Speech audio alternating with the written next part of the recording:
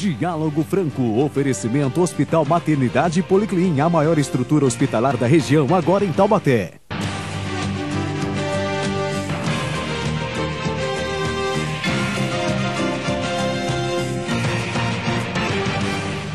Olá, muito bom dia. Nesse domingo, mais uma vez, o Diálogo Franco aqui na Band recebe uma personalidade, como eu digo, e é o Dr. Paulo José de Palma, promotor, titular da 2ª Vara de Execuções Criminais de Taubaté, que nos honra com a presença. Bom dia, doutor.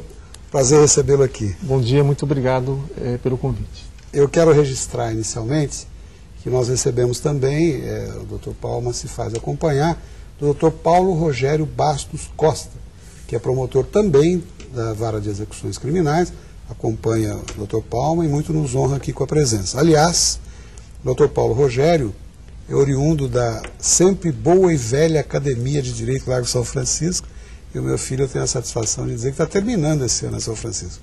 Portanto, é um ponto em comum muito interessante. O Dr. Paulo Rogério é nosso convidado permanente também, tanto quanto o senhor. Dr. Palma, eu queria iniciar dizendo o seguinte.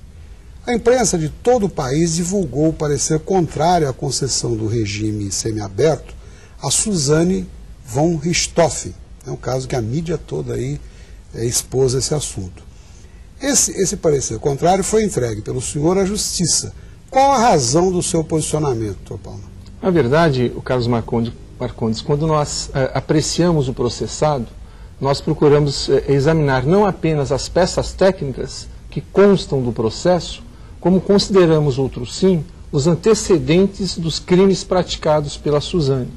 Nós nos lembramos que a época desses crimes, um pouco antes dos crimes, que a Suzane agiu de forma e de modo dissimulados. Ela não revelou aos pais e ao próprio irmão que iria cometer esses crimes. Ela continuou saindo com os pais, saindo com as mães, fazendo compras com as mães. Ela é manipuladora? Exatamente. Tanto é manipuladora, ela se mostrou antes dissimulada. E ao longo da preparação para a prática dos crimes, ela se mostrou manipuladora, na medida em que ela manipulou os irmãos, aliás, o irmão e as próprias pessoas que auxiliaram nas empreitadas criminosas. Paulo, desculpa, mas existe a possibilidade dela ter envolvido o namorado, etc., já visando esse objetivo final ou não? Claro que sim, a possibilidade existe e ela é expressamente mencionada no processo cujo resultado lhe foi desfavorável. Isso no processo de conhecimento é expressamente mencionado. Os tais irmãos cravinhos lá podem ter sido usados por ela, então? Eu acredito que sim. Se não totalmente usados, eles foram, no mínimo, manipulados. Eu acho que houve, em verdade, um concerto de vontades, né, voltados a um desiderato comum. Mas é inegável a essa altura que ela é manipuladora e dissimuladora. E essa afirmativa, para chegar a essa conclusão, eu me utilizo de fatos públicos e notórios.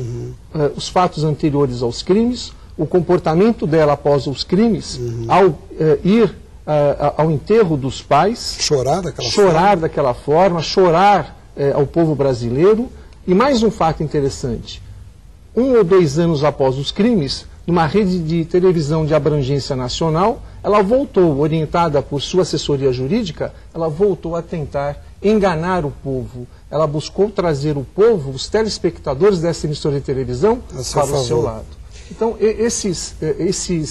essas observações, à luz dos laudos juntados, é que me fazem afirmar que ela é, sim, dissimuladora e manipuladora. Que absurdo, né? Dr. Palma, o seu parecer baseou-se em laudo criminológico. Em que consiste esse laudo? O laudo criminológico ele é um trabalho pericial que é feito em algumas oportunidades para se verificar se o preso reúne ou não condições de experimentar regimes menos rigorosos ou até a liberdade. Que aí, no caso, é o chamado semiaberto. No caso da Suzane é o semiaberto. Mas nós fazemos esses laudos também para as promoções, não só para as promoções prisionais, como para o livramento condicional. E esse laudo ele é elaborado, no mínimo, por um psiquiatra, por um psicólogo e por um assistente social. O psiquiatra faz um exame voltado a verificar se o preso ostenta ou não anormalidades mentais. O psicólogo aprecia o íntimo do preso para verificar se ele reúne ou não no seu íntimo a necessária melhoria para voltar ao seio da sociedade. Ao convívio social. Ao passo que o assistente social, ele verifica se o preso ou se a presa, estando em liberdade, reunirá condições de mantença sem riscos sociais. E ainda nessa linha, qual a exigibilidade no caso do laudo criminológico, doutor Paulo? A partir de 2003, o nosso legislador ele cometeu um grande equívoco com toda a sociedade. Quando o senhor fala nosso legislador, é o Congresso Nacional. É o Congresso Nacional.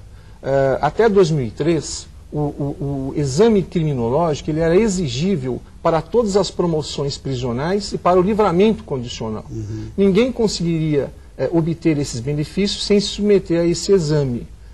Como os nossos Estados-membros não tinham disponibilidade financeira para a construção de unidades prisionais, chegou-se a uma fórmula mágica. Se optou por se retirar a exigibilidade do laudo criminológico com o objetivo de agilizar, de oxigenar o interior das unidades, de modo e forma que as vagas surgissem mais automaticamente. Mas isso tem gerado muito mais problema que solução, né? Inclusive essas tais saídas temporárias aí, os absurdos que têm ocorrido é por falta talvez desse laudo, desse exame. É claro, na verdade, quando se resolveu um problema do Estado, acabou se trazendo um grande problema para a sociedade, na medida em que nós aceitamos no nosso seio pessoas sem preparo algum, sem melhora íntima alguma, para voltar a viver em coletividade. E na sua opinião seria viável realizar-se esse laudo em todos os casos?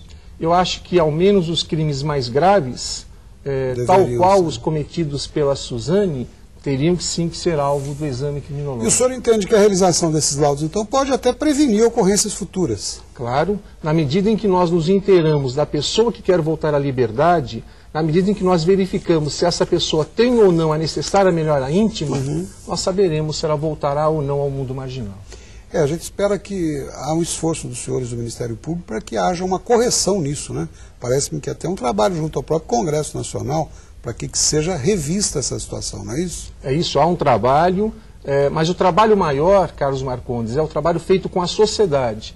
Nessas oportunidades que nós temos tentado chamar a atenção das pessoas, do povo em geral, para que eles compreendam a necessidade de nós pressionarmos os nossos legisladores para que eles promovam a alteração necessária. Para que eles enfrentem a realidade como ela é e realmente tomem as decisões que sejam as mais importantes e necessárias. Seria isso. Eu vou pedir um minutinho de licença a todos, nós vamos para um breve intervalo e já voltamos. Fique conosco.